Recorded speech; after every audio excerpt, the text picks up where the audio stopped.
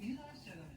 当たりの可能性ございますから。じゃあまずこの石垣のしわをちょっと使ってうまっ。このジグザグが入ってるだけでうまく感じる。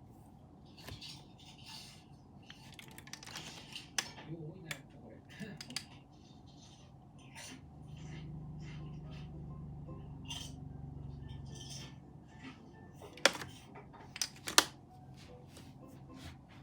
はいでポテト食べたんで醤油ヌードル、シーフードヌードル。なんかめっちゃ日清味があるわこれ。ほら日清っていうとこ日清ちゃうの。あ、産業や。